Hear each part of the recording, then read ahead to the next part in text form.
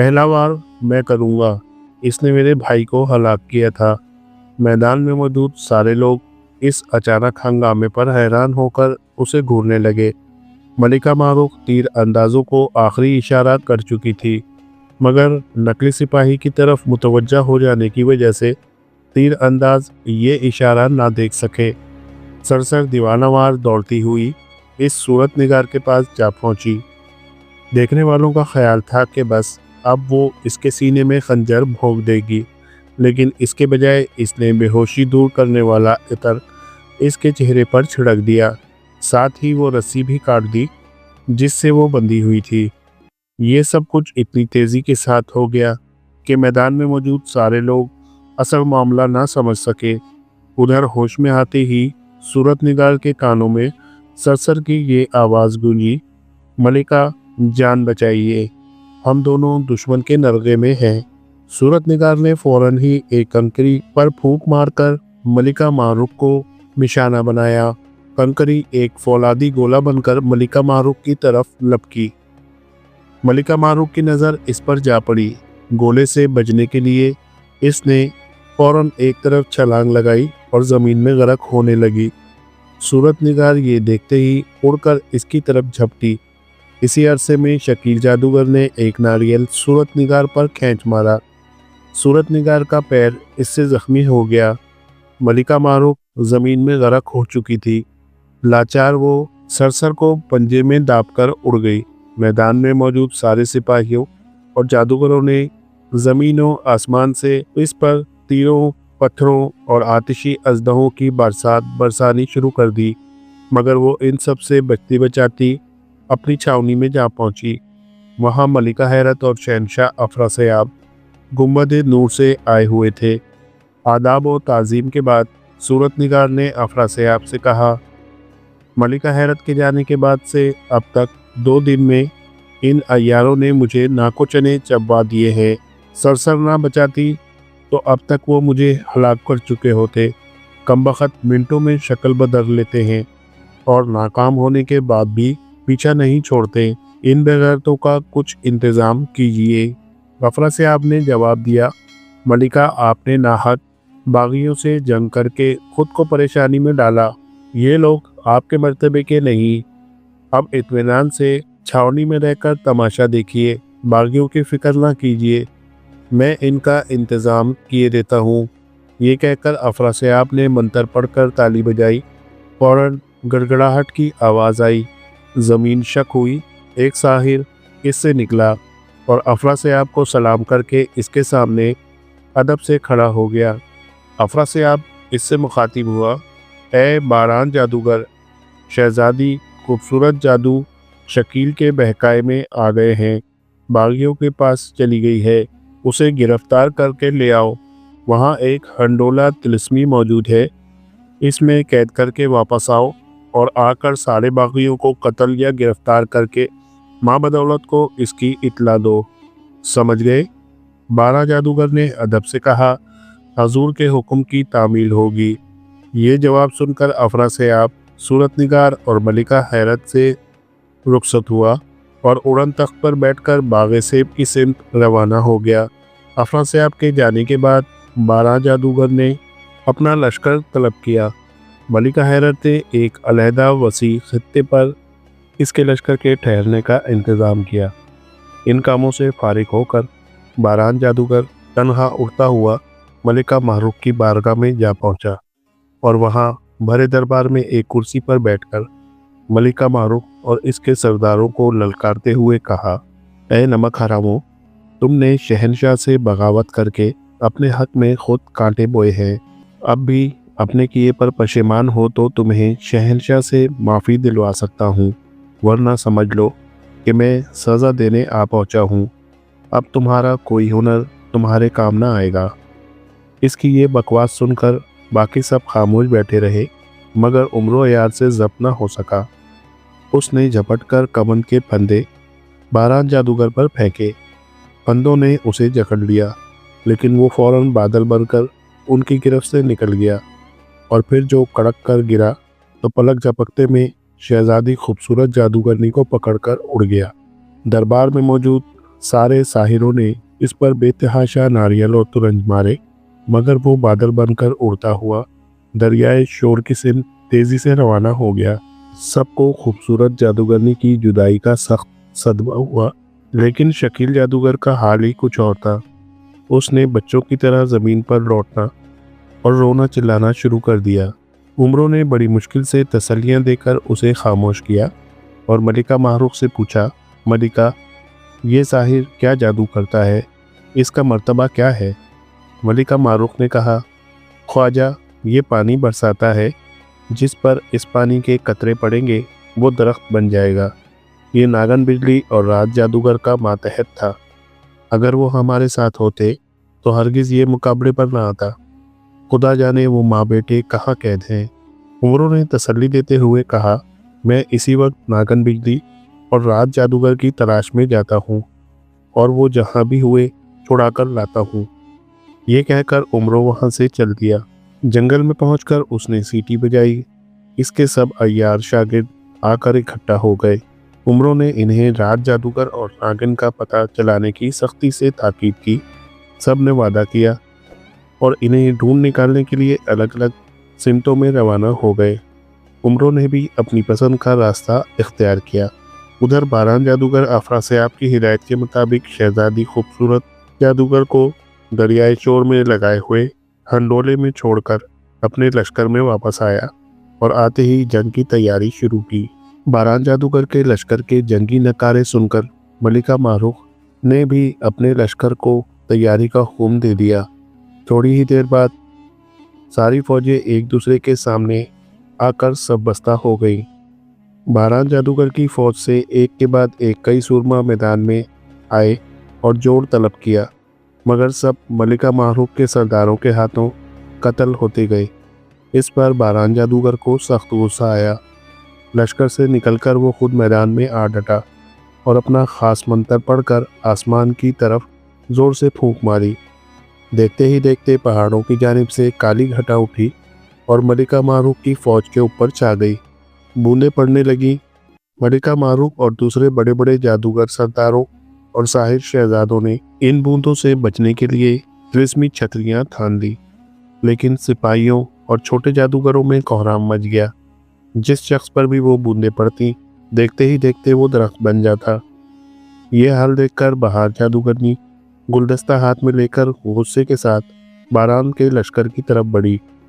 बारान जानता था कि अगर बहार ने गुलदस्ता फेंक दिया तो वो इसकी फौज सब दीवाने होकर बहार जादूगरनी के गुण गाने लगेंगे। इसके पास जमशेद की कब्र की मिट्टी थी। बहार को आगे बढ़ते देखकर वो अपनी जगह से उठा और चक्कर काटकर पीछे से इस पर जमशेद की कब्र की मिट्टी छिड़क दी। गुलदस्ता मुरझा गया और बहार बेहोश होकर जमीन पर गिर पड़ी। बारान ने जोश में आकर फिर अपना खास मंत्र पढ़कर कब्र की तरफ फूंका। इस बार जोर जोर से ताली बजाई। पलक झपकते में बूंदाबांदी मूसलाधार बारिश में बदल गई। मलिका मारूख की जो फौज इस बारिश की जद में आई, दरख्तों का जंगल बनती चली गई। जो बाकी बची मैदान जंग से बेतहाशा भाग खड़ी हुई। कुछ देर बाद बारान जादूगर फतह के नकारे बजाता हुआ अपने कैंप में वापस हुआ और फौज को जश्न मनाने का हुक्म देकर अय्यारों के डर से खुद दरियाए खून रवा के करीब एक तिलिस्मी तालाब के अंदर जा छुपा। उमरों और इसके शागिर्द राड और नागिन को तलाश करने के लिए रवाना हो चुके थे, लेकिन जब उन्होंने बारान जादूगर की लड़ाई और अपने लश्कर की तबाही देखी तो वो इरादा मुलतवी करके बारान को ठिकाने लगाने के लिए पलट पड़े। इत्तेफाक से अफरासियाब ने किताब सामरी में मलिका मारूख और बारान का हाल मालूम किया। उसे पता चल गया कि माहरूख के तमाम सरदार और 3/4 फौज के साथ दरख्त बन चुकी है और फतह हासिल करके बारान जादूगर दरियाए खून रवा के करीब एक तिलिस्मी तालाब में आराम कर रहा है। अफरासियाब ने खुश होकर एक खत बारान जादूगर के नाम लिखा और एक पंजे को इशारा किया कि खत इसे पहुंचा दे। पंजे ने थोड़ी ही देर में खत बारान जादूगर को पहुंचा दिया। इसमें लिखा था, जिन बागियों को तुमने दरख्त बना दिया है उन सबको मैदान जंग से दरियाए खून रवा के किनारे लाकर इकट्ठा कर दो। उमरों इन्हें चुराने के लिए वहाँ ज़रूर आएगा और मैं ऐसा करूँगा कि वो भी काबू में आ जाए। एक बार मैंने उसे गिरफ्तार करने के बाद खुदावंद लिखा के वजीर बख्तियारी शैतान को दावत दी थी कि वो इसे सज़ा दे, मगर इसमें मुझे शर्मिंदगी उठानी पड़ी थी। अब मैं चाहता हूँ कि इस तरकीब से उम्र को फांसे और बख्तियारी के हवाले करके ये शर्मिंदगी दूर कर सकूं। बस तुम सारे बागियों को फ़ौरन लाकर दरियाए खून रवा के किनारे जमा कर दो और इनकी चौकसी करो। ख़त का मजमून पढ़ते ही बारान जादूगर तालाब के बाहर आया। इसी वक्त जरगाम शेरदिल इसका पता लगाता हुआ तालाब के किनारे आ पहुंचा। दोनों एक दूसरे के आमने सामने हो गए। दोनों ने एक दूसरे को पहचान लिया। जरगाम के लिए इसके सिवा कोई और चारा ना था कि वो बारान के जादू करने से पहले उसे बेहोश कर दे, और ऐसा करने के लिए उसने इंतहाई फुर्ती से काम लेकर झोरी से बेहोशी का गुब्बारा भी निकाल दिया था। लेकिन इससे पहले कि वो गुब्बारा फेंकता, बारान ने मंतर पढ़कर उसे बेहिस कर दिया। जरगाम अपनी इस बेबसी पर दिल ही दिल में तिलमिलाता रह गया और बारान उसे बांधकर लश्करगाह तक घसीटता ले गया। छावनी में पहुंचते ही इसने अपने लश्कर को बागियों का उगा हुआ जंगल उखाड़ने का हुक्म दिया। ये काम हो गया तो उन्हें छक्करों में लदवा कर दरियाए खून रवा के किनारे पहुंचा दिया। फिर जरगाम को भी इनमें शामिल करके इनके चारों तरफ अपनी फौज के भी डेरे डलवा दिए। इसी असना में जानसोस बिन मेहतर किरान एक दूसरे जादूगर के भेस में इसकी बारगाह के मजमे में शामिल हो गया, लेकिन कबल इसके कि वो कुछ कर पाता, बारान ने उसे पहचान कर मंतर के जोर से बेहिस कर दिया। इसको भी बांधकर वहीं पहुंचा दिया गया जहां जरगाम था, और दूसरे लोग भी दरख्त बने जमीन पर पड़े थे। कैदियों की निगरानी के इंतजामात का जायजा लेने के बाद बारान जादूगर ने अफरासियाब को एक ख़त के ज़रिए हुक्म पूरा करने की इतला भेज दी। अफरासियाब ने यह ख़त पढ़ते ही खुमार जादूगरनी को तलब किया और इससे कहा, बी खुमार जादूगरनी, खुदावंद सामरी की इनायत से 2 अय्यार और सारे बागी गिरफ्तार हो चुके हैं। उम्रों समेत अब सिर्फ 3 अय्यार बाकी बचे हैं। उम्रों के सबब एक बार तुम्हारी और मेरी खुदावंद लिखा के हुजूर कच्ची हो चुकी है। अगर तुम जाकर उम्रों को गिरफ्तार कर लाओ तो मेरी और तुम्हारी दोनों की नदामत जाती रहेगी। दरियाए खून रवा के किनारे वो इस जगह ज़रूर आएगा जहां इसके लोग बारान जादूगर की कैद में हैं। बेहतर है कि तुम इसे वहीं तलाश करके गिरफ्तार करने की कोशिश करो। अफरासियाब के इन अल्फाज ने खुमार जादूगरनी के जज्बा इंतकाम को भड़का दिया। वो इससे रुखसत होकर उम्रों को गिरफ्तार करने के लिए रवाना हो गया। इसके जाने के बाद अफरासियाब ने इसकी बहन मलिका मखमूर सुर्ख चशम को भी इस मुहिम पर रवाना कर दिया। खुमार जादूगर ने दरियाए खून रवा के पार पहुंचकर हर तरफ उम्रों को तलाश किया, लेकिन वो इसे कहीं दिखाई न दिया। थक हार कर वो बारान जादूगर की बारगाह में पहुंची। बारान ने इसकी बड़ी आवभगत की। कुछ देर आराम करके खुमार जादूगर ने इससे कहा कि मुझे एक संदल की चौकी मंगवा दो। इस पर बैठकर मैं ऐसा मंत्र पढ़ूंगी कि उम्रों जहां भी होगा सीधा बारगाह में आ जाएगा। इत्तेफाक से इसी वक्त उम्रों बारगाह के एक चौबदार को बेहोश करके इसकी जगह दरवाजे पर आ मौजूद हुआ था। कुछ देर बाद जब बारान का एक खादिम संदल की चौकी लेकर बारगाह में जाने लगा तो उम्रों भी अयारी की चादर ओढ़कर इसके पीछे हो लिया, और जब खुमार जादूगरनी इस पर बैठकर उम्रों की तलबी का मंत्र पढ़ने लगी तो उम्रों इसी हालत में इसके पीछे जाकर खड़ा हुआ। खुमार जादूगरनी मंत्र पढ़कर बार बार चारों तरफ निगाह दौड़ाती, लेकिन उम्रों चादर ओढ़े हुए था, नजर न आता था, क्योंकि वो मंत्र उम्रों को सिर्फ बारगाह में लाने के लिए पढ़ा गया था और उम्रों वहां मौजूद था, इसलिए इस पर इसका कोई असर न हो सका। बारान जादूगर ने खुमार जादूगरनी की नाकामी पर कई फिक्रे चुस्त किए। मजबूर होकर वो चौकी से उतर आई और मंत्र पढ़ना बंद कर दिया। उम्रों भी इसकी शर्मिंदगी पर मुस्कुराता हुआ चुपचाप वहां से खिसक गया और छावनी के बाहर जाकर एक आरामदेह जगह पर चादर उतारकर आइंदा के मंसूबे बनाने लगा। उधर वो चौबदार जिसे उम्रों ने बेहोश करके इसका बहरूप भरा था, होश में आकर रोता पीटता बारान जादूगर की खिदमत में जा पहुंचा। उम्रों इसकी जेब साफ कर गया था बारान समझ गया कि ये उमरो ही का काम था। उसने खुमार जादूगरनी से कहा, आपके मंत्र में ज़रूर कोई कमी रह गई थी, वरना उमरो ज़रूर आ जाता। चौबदार के बयान से साबित होता है कि वो हमारी छावनी में या इर्द गिर्द कहीं मौजूद है। आपको कोई और अच्छा मंत्र नहीं आता? खुमार जादूगरनी तिलमिलाकर रह गई। जोश में आकर कहा, अगर वाकई उमरो यहाँ आसपास कहीं है तो अब मुझसे बचकर नहीं जा सकेगा। पहला मंत्र कारगर नहीं हुआ तो कोई बात नहीं, मैं ऐसे ऐसे हजार मंत्र जानती हूँ, अभी आपकी आंखों से देख लीजिएगा। ये कहकर खुमार जादूगरनी आंखें बंद करके कुछ बुदबुदाती रही। इसके बाद आंखें खोलकर 3 बार ताली बजाई। देखते ही देखते धुएं का एक बगोला चक्कर खाता हुआ आसमान की तरफ उड़ गया और इसके बाद इसके सामने आकर नाचने लगा। खुमार जादूगरनी ने रोबदार आवाज़ से कहा, ऐ तिलिस्मी धुएं, जहाँ भी उम्र अयार है उसे घेर कर ले आ। खबरदार, नाकाम वापस ना आना। ये हुक्म सुनते ही बगोला चक्कर खाता हुआ आसमान की तरफ उठा और एक सिम जाकर निगाहों से गायब हो गया।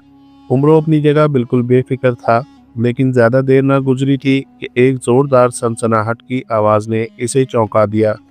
ऊपर निगाह उठाते ही इसके रोंगटे खड़े हो गए। धुएं का बगोला इसके सर पर पहुंच चुका था। इसने चाहा कि अय्यारी की चादर ओढ़कर गायब हो जाए, लेकिन इससे पहले ही बगोले ने उसे दबोच लिया और तिनके की मानिंद चक्कर देता हुआ खुमार जादूगरनी के पास ले चला। उमरो इन जोरदार चक्करों की ताब ना ला सका, चंद ही लम्हों में बेहोश हो गया। उधर बारान जादूगर खुमार पर तंज करके खुश हो रहा था कि धुएं का बगोला बेहोश उमरो को लिए आ पहुंचा। खुमार ने बगोले को रुखसत करके फख्र के साथ बारान से कहा, देखा, मेरा मंत्र काम कर गया ना? बड़ी बातें बना रहे थे, बोलो अब क्या कहते हो? बारान बेहद शर्मिंदा हुआ, बोला, वाकई आप ज़बरदस्त जादूगरनी हैं। आपने कहे कि माफ़ी चाहता हूँ। अब मैं चाहता हूँ कि आज आप यहीं रहें। आपकी इस कामयाबी पर चाहता हूँ कि शानदार जश्न मनाया जाए। खुमार जादूगरनी ने उमरों को एक चादर में बांधते हुए कहा, नहीं, अब मैं फ़ौरन शहंशाह की खिदमत में जाती हूँ। शायद मुझे इनकी जानिब से बख्तियारी को बुलाने के लिए भी जाना पड़े। शहंशाह उमरों को इसी के हाथों सज़ा दिलवाना चाहते हैं। ये कहकर खुमार जादूगरनी उमरों को लादकर बाग़ सेब की तरफ रवाना हो गई। छावनी की दूसरी तरफ जंगल में सरसर अपनी 2 शागिर्द अय्यारनों सबा रफ्तार और तेज़ निगाह के साथ चौकसी कर रही थी। इत्तेफाकन बर्फ़रंगी बारान जादूगर की फिक्र में उधर चला आ रहा था। इन तीनों से उसकी मुठभेड़ हो गई। बर्क ने चाहा कि इन्हें जुल देकर भाग निकले, मगर उन्होंने घेरे में लेकर उसे किसी तरफ से निकलने ही ना दिया। हर तरफ से उस पर कबंदों के फंदे पड़ने लगे। इसने तलवार निकालकर जवाबी हमले शुरू कर दिए। लड़ाई को तवील होता देखकर सरसर ने बेहोशी के गुब्बारे बर्क पर मारने शुरू कर दिए। देखा देखी दूसरी अय्यारों ने भी यही किया। बर्फ़रंगी ने कोई भी गुब्बारा अपने मुंह पर ना पड़ने दिया, लेकिन आखिरकार इर्द गिर्द फटने वाले गुब्बारों के असर से इस पर बेहोशी तारी होने लगी। इसके बचाव की जद्दोजहद सुस्त पड़ गई। इसी हालत में एक गुब्बारा ऐन इसकी नाक के सामने फटा और वो बेहोश होकर गिर पड़ा। तीनों उसे बांधकर बारान जादूगर के पास ले चली, लेकिन अभी उन्होंने चंद ही कदम फासला तय किया होगा कि एक पंजा आसमान से गिरा और इन सबको उठाकर ले गया। इस अचानक सदमे से तीनों बेहोश हो गई। फिर जो उनकी आंख खुली तो उन्होंने खुद को सूरत निगार के सामने पाया। सूरत निगार ने मुस्कुराते हुए कहा, तुमने कई दफ़ा मुझे दुश्मन के अय्यारों से बचाया था। मेरा दिल तुम्हें देखने को चाह रहा था, इसीलिए मैंने तुम्हें पंजे के ज़रिए उठवा मंगवाया है। सरसर ने कहा, इस मोहब्बत और कदरदानी का शुक्रिया, लेकिन अगर इसी तरह हमें मंगवाती रहीं तो फिर हम अपना काम तो कर ही चुके। बराए करम आइंदा ऐसा ना कीजिएगा। हम इस अय्यार बर्फ़रंगी को बारान के पास लिए जाते थे, अब फिर इतनी दूर लाद कर ले जाना पड़ेगा। सूरत निगार ने उसे तसल्ली देते हुए कहा, तुम इसकी फ़िक्र ना करो, मैं इसे ऐसी जगह कैद कर दूंगी कि ना खुद भाग सकेगा, ना इसका कोई मददगार इसे छुड़ा सकेगा। अलबत्ता शहंशाह या मलिका जब भी हुक्म देंगी हाजिर कर दिया जाएगा। बोलो अब तो खुश हो। तीनों अय्यारों ने इत्मीनान का इजहार किया। सूरत निगार ने मंत्र पढ़कर ताली बजाई। मनहूस जादू हवा में उड़ता हुआ आया और उसे सलाम करके अदब से खड़ा हो गया। सूरत निगार ने मर्ग की जानिब इशारा करते हुए उससे कहा, मनहूस जादूगर, इस अय्यार को इसी गुम्बद में ले जाकर कैद कर दे जिसमें नागिन और रात कैद हैं। खबरदार होशियारी से हिफाजत भी करना। मनहूस जादूगर ने सर झुकाकर इकरार किया और बर्फरंगी को लेकर उड़ता हुआ वापस चला गया। इत्तेफाक से मेहतर किरान इस वक्त सूरत निगार की छावनी के करीब सहरा में था। मनहूस जादूगर को उड़कर सूरत निगाह की बारगाह में जाते हुए इसने देख लिया था। वह सोच में पड़ गया कि जादूगर कौन है और किस लिए इधर गया है। अभी इस बारे में वो कोई राय कायम कर ना पाया था कि वही जादूगर उसे वहां से वापस होता हुआ दिखाई दिया। उसे महसूस हुआ कि जाते वक्त तो वो खाली हाथ था, मगर इस बार इसके हाथों में एक गठरी लटक रही थी। किरान का माथा ठिनक गया। एक लम्हा ज़ाया किए बगैर वो तेज़ रफ्तारी के साथ इस सिमत दौड़ने लगा जिस सिमत वो जादूगर उड़ता जा रहा था। बहुत देर तक दौड़ते रहने के बाद उसे दूर एक ऊंचा गुंबद बना हुआ नजर आया।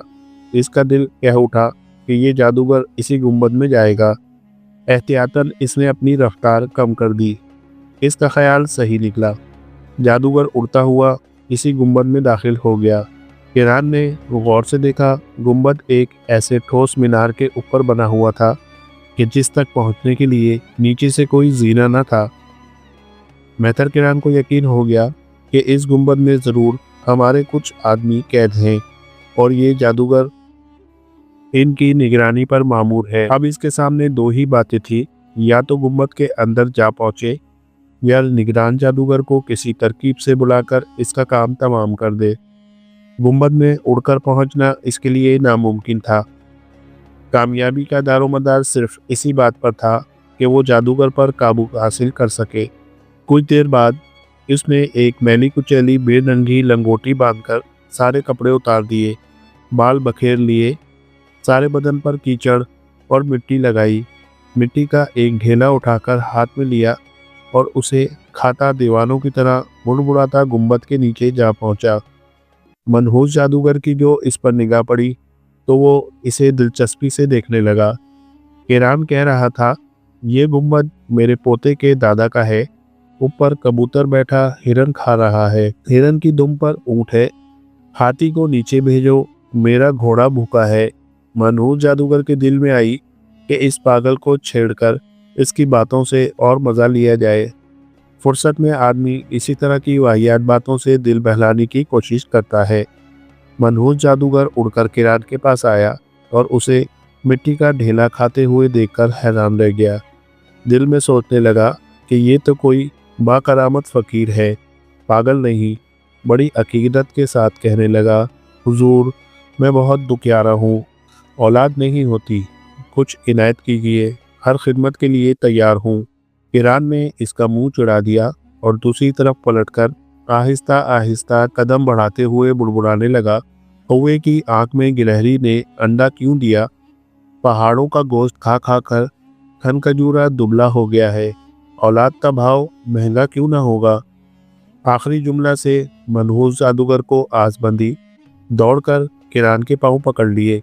किरान ने बुड़बुड़ाते हुए इसकी नाक मरोड़ दी, मगर उसने पैर न छोड़े। बिलाखिर किरान ने झोली से एक अमरूद निकालकर इसके सामने बढ़ा दिया। उल्लू की धुन में मोर नाचता है, अंगूर लंगड़ा हो गया है, औलाद की दम में नमदा खा ले। मनहूस जादूगर समझा कि दरवेश अमरूद खाने के लिए दे रहा है, इसकी बरकत से औलाद हो जाएगी। किरान के हाथ से अमरूद लेकर वो जल्दी जल्दी खा गया। वो अमरूद हरके बेहोशी में बसा हुआ था। जल्द ही उसे अपना सर घूमता हुआ महसूस हुआ और फिर देखते ही देखते वो बेहोश होकर धड़ाम से किरान के पैरों पर गिर पड़ा। किरान ने फौरन करीब पड़ा हुआ एक बड़ा सा पत्थर उठाया और पूरी कुव्वत से मनहूस जादूगर के सर पर दे मारा। मनहूस की खोपड़ी टुकड़े टुकड़े हो गई। कुछ देर आंधियां चलती रही। इसके बाद मनहूस जादूगर के मारे जाने की आवाज़ बुलंद हुई। इसी वक्त वो गुंबद धुआं बनकर गायब हो गया। किरान ने देखा तो अपने सामने नागन बिजली, राज जादूगर और बर्फ फिरंगी को फर्श पर बेहोश पड़ा हुआ पाया। खुश होकर इसने तीनों को होशियार किया और सारा माजरा बरान की जादूगरी और अपने लश्कर की तबाही और गिरफ्तारी का इनसे बयान किया। रात का चेहरा गुस्से से सुर्ख हो गया और नागर बिजली जोश में आकर कहने लगी, इस नामुराद बारान जादूगर को भी ये हिम्मत हुई कि हमारे दोस्तों पर हाथ साफ करे। अगर हम लोग कैद ना होते तो ना अफरासियाब उसे हमारे मुकाबले पर भेजता और ना वह खुद सामने आने की जुर्रत करता। खैर, अब चलो, ऐसा ना हो हमारे साथियों पर कोई और मुसीबत आ पड़े। इस पर सब बारान जादूगर की छावनी की तरफ दौड़ पड़े।